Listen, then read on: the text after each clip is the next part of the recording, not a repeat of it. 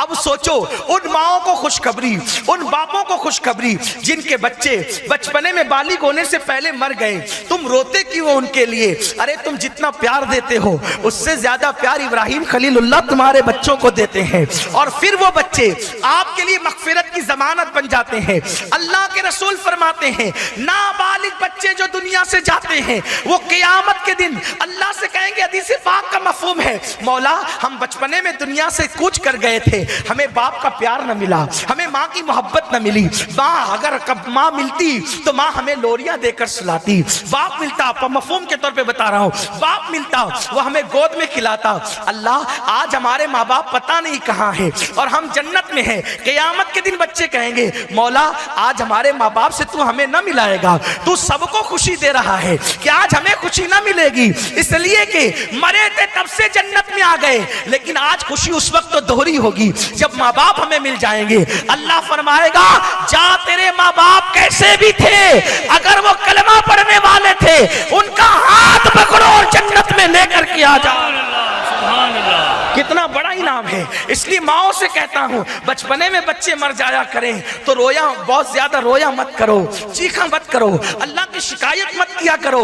अल्लाह रब्बुल बास औरतें तो ये कहती है कि अल्लाह ने मेरा बच्चा छीन लिया, क्या अल्लाह को मेरा ही घर मिला था, मेरा बच्चा ही मिला था? अस्तगफिरुल्लाह, ये जुमले कुफ्र तक ले जा सकते हैं, इसलिए ये सब मत कहा करो। अरे तेरी गोदी से छीन कर तेरे बच्चे को इब्राहिम की गोद अता की अलैहिस्सलाम, क्या ये कम है? तेरा घर लेकर, तेरे घर से निकाल कर जन्नत के घर में तेरे बच्चे को दाखिल किया, और इनाम कितना है कि तेरे आमाल कैसे भी हैं, अगर तूने सब्र किया है तो तेरा ये बच्चा हाथ पकड़ कर तुझे जन्नत में लाएगा।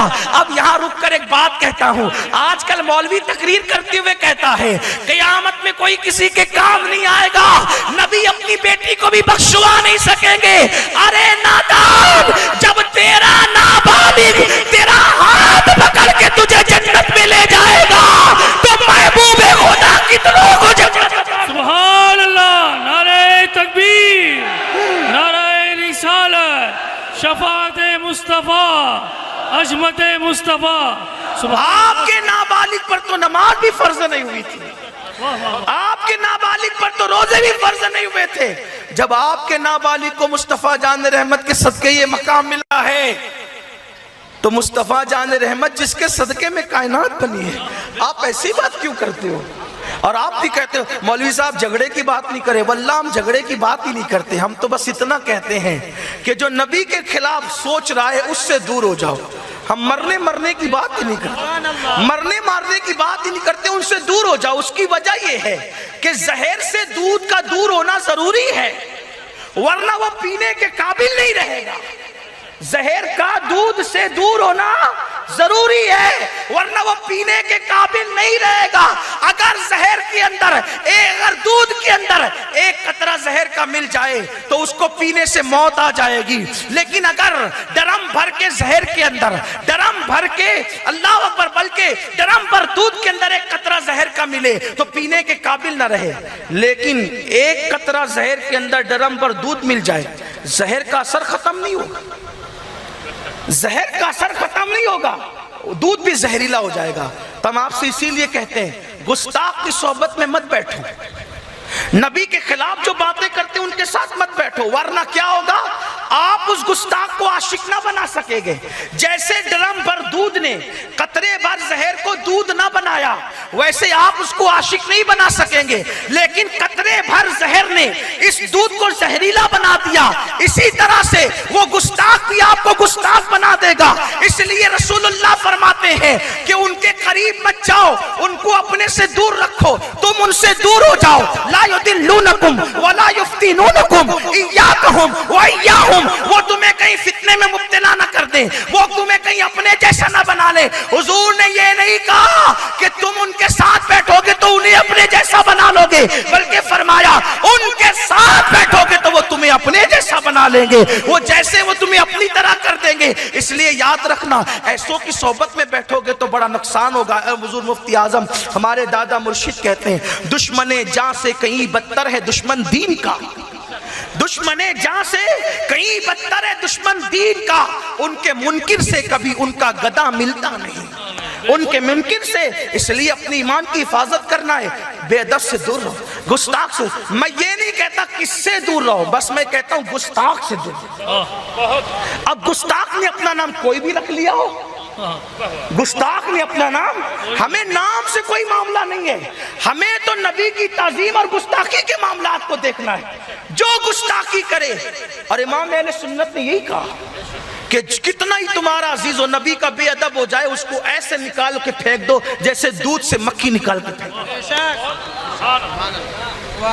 और ये तो पैदा हुआ नाबालिग बच्चा था जो माँ बाप को ले जाएगा। हुजूर फरमाते हैं जिस मुसलमान के घर का कच्चा बच्चा पेट से गिर जाता है, कच्चा बच्चा पेट से गिर जाता है, हुजूर फरमाते हैं क़यामत के दिन वो आएगा अल्लाह से, सरकार की हदीस है, वो अल्लाह से झगड़ा करेगा। हदीस पाक ये है, हदीस पाक के अल्फाज ये हैं, वो अल्लाह से झगड़ा करेगा। झगड़ा किसे कहते हैं? एक झगड़ा वो है जो आप अपना झगड़ा समझते हैं, वो नहीं, जो झगड़ा महबूब और मुहिब के दरमियान होता है। मिलाने के लिए नहीं कह रहा हूं, सिर्फ समझाने के लिए कह रहा हूं। आपकी बीवी आपकी महबूब है, ठीक है, आप उसके महबूब है कि नहीं है? अगर हो तो बोल दो ना, डरते क्यों हो? कोई नाजायज मोहब्बत की बात तो नहीं हो रही। नाजायज मोहब्बत पे कल मैंने 1 घंटा तकरीर कर ली है, यहाँ जायज की बात कर रहा हूं। बोलो महबूब है कि नहीं है? बिल्कुल है। वो आपकी महबूब है, आप उनके महबूब है। आप कहें मैं 3 दिन के लिए सफर पे जा रहा हूं, बेगम से कहती का नहीं जाना, 3 दिन नहीं जाना। आपने कहा जाना, का नहीं जाना। वो जा रही है, मैं के 1 महीने के लिए, का 1 महीने नहीं, 1 हफ्ते में वापस आओ। ये झगड़ा हो रहा है घर में, वो कहती है जाना, आप कहते नहीं जाना। ये झगड़ा हो रहा है, क्यों हो रहा है? नफरत इसलिए, मोहब्बत की बुनियाद पर क्यों हो रहा है? वो 1 महीना रहना चाहती है, आप 1 हफ्ते की बात इसलिए करते हैं कि आप उसके बगैर रह नहीं सकते, है ना। आप 3 दिन सफर पे जाना चाहते, वो सफर से रोक रही है इसलिए कि वो आपके बगैर, लेकिन झगड़ा तो हो रहा है ना। इसमें कोई कीना है? बोलो, कपट है, हसद है, जलन है? नहीं, ये मोहब्बत का झगड़ा है। और ये झगड़ों की बड़ी शान होती है, इससे मोहब्बत बढ़ती है, इससे उल्फत बढ़ती है, इजहार मोहब्बत होता है। बेचारे वो क्या जाने जो हसद से लड़ते हैं।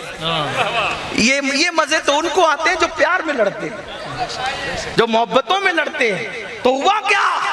सरकार फरमाते हैं वो कच्चा बच्चा जो गिरा है अल्लाह से लड़ेगा, वो झगड़ेगा।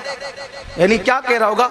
झगड़ने से मुराद ये, अल्लाह मुराद बेहतर जाने महबूब की मुराद क्या है। लेकिन शारीन ये फरमाते हैं झगड़ने से मुराद ये है कि वो अल्लाह की रहमतों पे मचल मचल कर अल्लाह से चिल्ला चिल्ला के बातें करेगा, अल्लाह से चिल्ला चिल्ला के बातें करेगा। क्या बात करेगा? चिल्ला के, अल्लाह हम तो कच्चे बच्चे थे तभी गिर गए, माँ की गोद भी नसीब ना हुई, आज हम अपने माँ बाप से मिलना चाहते हैं।